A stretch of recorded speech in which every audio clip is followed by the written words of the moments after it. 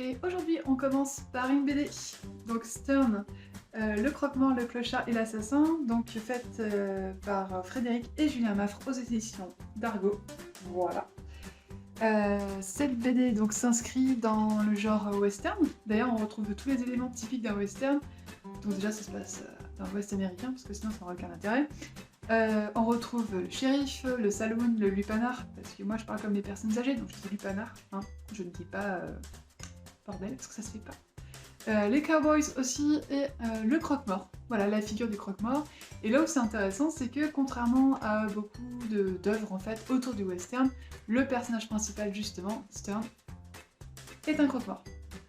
Voilà, c'est un croque-mort, donc Elijah Stern n'est pas super apprécié de sa communauté. Je crois qu'il y a l'idée autour de la mort qui ne doit pas trop plaire non plus, hein, forcément. Et puis un beau jour, en fait, on lui demande de venir chercher un corps, celui de Charles Benning, qui en fait est décédé dans les bras d'une prostituée. Donc il y va, il prend le corps et tout ça, puis la veuve de Charles Benning lui demande de faire une dissection, ce qui était interdit à l'époque, hein. Lui demande de faire une dissection pour 50 $, 50 $ de l'époque, puisque ça se passe en 1880, et il accepte.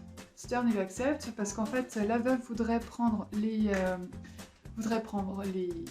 organes en fait, surtout le foie, l'estomac et tout ça, parce qu'elle fait partie de la Ligue de la Tempérance et elle voudrait montrer en fait à tout le monde les effets de l'alcool sur les organes. Donc Stern commence à ouvrir le corps de Charles Benning et il se rend compte que les poumons n'ont pas la bonne couleur, c'est-à-dire qu'il pensait que la mort était naturelle, et à cause de la couleur des poumons qui est rouge, et il découvre en fait que c'était une asphyxie, donc un meurtre. Et en fait, l'histoire commence comme ça, et on voit Stern en fait mener une enquête dans cette petite ville, dans ce petit village, pour savoir qui a tué Charles Benning. Donc c'est une histoire qui est plutôt sympa, si vous aimez l'humour un peu froid, un peu morbide, moi j'aime bien. Un peu froid, un peu morbide, et ce qui est intéressant aussi, c'est le côté historique.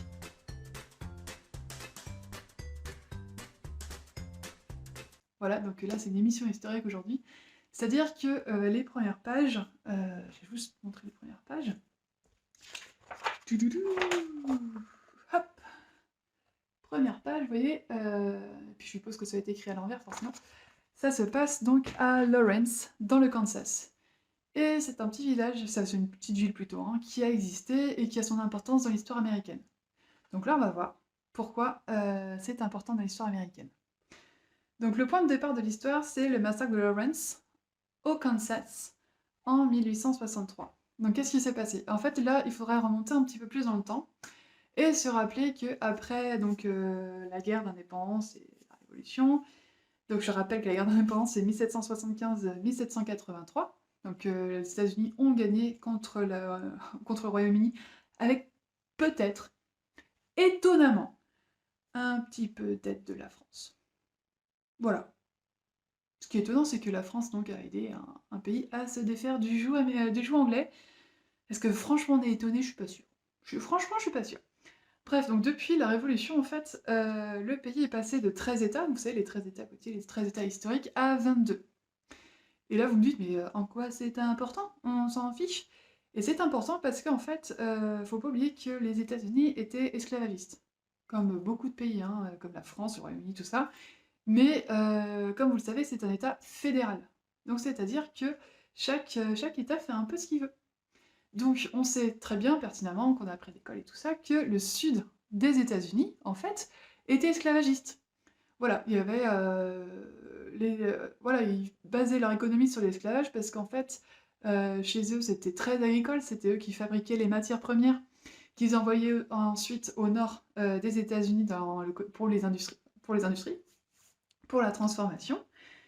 Et du coup, ben, chacun avait besoin de l'autre. Sauf qu'il faut quand même qu'aucun ne prenne le pouvoir sur l'autre dans les institutions politiques. Donc ils ont fait ce qu'on appelle donc l'équilibre des pouvoirs, la balance des pouvoirs, c'est-à-dire qu'il y avait forcément autant d'États esclavagistes que d'États abolitionnistes. Ok? Donc ça veut dire qu'en fait sur les 22 États, il y en avait 11 du sud et 11 du nord. Et là où c'est intéressant et un peu perturbant aussi, c'est que, il y a des tensions qui montent régulièrement parce que comme vous le savez, le 19e aux États-Unis, c'est le moment de la conquête de l'Ouest, qu'on a vu dans énormément de films, en fait. Et du coup, à chaque fois se pose la question, à chaque fois qu'il y a un nouvel État, à chaque fois qu'il y a un nouveau territoire conquis, eh beh, qu'est-ce qu'on en fait? Est-ce que c'est un État esclavagiste? Est-ce que c'est un État abolitionniste? Qu'est-ce qu'on décide? Il y a eu notamment la question pour le Texas, la République du Texas, qui après a demandé à faire partie des États-Unis, de savoir est-ce que c'est abolitionniste ou esclavagiste, donc ils ont décidé d'être esclavagistes. Donc en fait, toutefois, il y a des tensions qui émergeaient régulièrement pour à chaque fois qu'il y a un nouvel État, est-ce qu'il devient esclavagiste? Est-ce qu'il devient abolitionniste? Et en plus, il y avait ce qu'on appelait les États tampons. Donc c'est là où des événements un petit peu sanglants ont eu lieu. Oui, je me suis trouvée très drôle en faisant cette blague, je suis désolée. Donc les États tampons étaient les États en fait entre le Nord et le Sud, et c'est eux qui posaient le plus de problèmes. Parce que certains par tradition étaient esclavagistes et d'autres par tradition étaient abolitionnistes, et les décisions étaient prises un petit peu de façon assez aléatoire. Et d'ailleurs ce fut le cas donc pour le Nebraska et surtout pour le Kansas, c'est ce qui nous intéresse aujourd'hui. Donc en 1854 a été décidé que le Nebraska serait esclavagiste et le Kansas serait abolitionniste. Voilà. Sauf qu'il y a le Missouri à côté, qui est un état sudiste, et qui n'était pas forcément toujours d'accord avec cette décision-là. Donc ils ont fait des raids contre le Kansas. Le Kansas a fait des raids contre le Missouri, hein, c'était chacun en fait balle partout, balle au centre, donc à chaque fois ils se renvoyaient la balle, sanglante quand même. Et l'épicentre, c'était la petite ville de Lawrence, qui était fondée par des abolitionnistes, qui accueillaient les esclaves ensuite, les abolitionnistes et tout ça, ce qui ne plaisait absolument pas au Missouri, qui trouvait que c'était pas normal en fait. Donc en 1863, donc c'est là où la BD commence, en 1863, en pleine guerre de sécession, je vous rappelle, donc c'est la Civil War, c'est-à-dire c'était le Nord abolitionniste contre le Sud esclavagiste, c'est comme ça qu'on la résume, parce qu'il n'y a pas eu que ça non plus, hein. Et ben, il y a un sudiste qui s'appelle William Cantrell, et ses acolytes qui ont décidé de mener un raid sanglant, mais là vraiment, vraiment sanglant, contre la ville de Lawrence. Ils ont tué à peu près 180 hommes et garçons, ils ont brûlé la ville, ils ont pillé, ils ont fait toutes les abominations possibles et imaginables, parce que ça ne correspondait pas à ce qu'ils pensaient, à leur façon de vivre et tout ça, et aussi que William Quantrill, quelques années avant, en fait, a failli être pendu dans cette ville-là, donc il y avait hein, un petit désir de vengeance, peut-être. Enfin voilà, en 1861, très exactement, en fait, il a failli être pendu, donc dans cette ville-là. Donc le massacre de Lawrence, en fait, c'est vraiment... c'est comme si toute la guerre de sécession s'était jouée dans cette ville-là, donc entre les abolitionnistes et les esclavagistes. Voilà, ce qui est important. Donc après, il y a Abraham Lincoln, républicain. Et ouais, on n'a plus la même image maintenant, mais je rappelle donc que Abraham Lincoln était républicain et il a signé l'acte d'émancipation, c'est pour ça qu'on l'a rendu, qu'il a été très célèbre. On a un peu tu qu'il a fait ordonner 2 jours après le massacre de 38 chefs Sioux, mais ce n'est pas le sujet de la vidéo.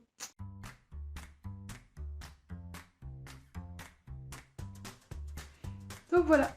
Alors, donc c'est ça qui est intéressant avec cette BD là, donc je rappelle Stern, donc le croque-mort, le clochard et l'assassin. C'est ça qui est intéressant aussi, c'est de voir le côté historique, un côté que nous, les Français, on ne connaît pas forcément très bien. La guerre de sécession, on ne connaît pas forcément très bien non plus. Et je trouve ça intéressant en fait d'ouvrir un petit peu les perspectives sur les États-Unis. Donc cette BD, moi je l'ai trouvée super intéressante et bien faite, les dessins sont vraiment sympas parce que je trouve que les dessins ne font pas typiques des westerns. Je sais pas si vous voyez ce que je veux dire, je trouve qu'il y a certains traits, les traits du visage très durs. C'est beaucoup de traits dans la phrase. Hein. Les traits du visage très durs, très marqués, très machin, là je trouve que c'est plus doux. Enfin, ça reste quand même un western avec des morts et tout ça. Mais les traits sont beaucoup plus doux, l'humour est vraiment bien mis en avant sans que ça en fasse trop. Il y a aussi beaucoup de références littéraires, ce que j'ai trouvé assez étonnant. On a des références à Macbeth de Shakespeare, on a aussi du Melville avec Moby Dick, on a de la poésie, on a certains trucs, voilà. Donc c'est vraiment, je trouve que c'est une BD assez complète, qui mêle histoire, qui mêle fiction et en plus littérature. Donc franchement, si vous avez envie, allez la lire. Voilà, donc j'espère que je vous ai convaincu. Si vous la connaissez déjà, ben, vous pouvez vous exprimer dans les commentaires. Et si la vidéo vous a plu, ben, vous pouvez continuer à regarder les autres, c'est sympa. À bientôt!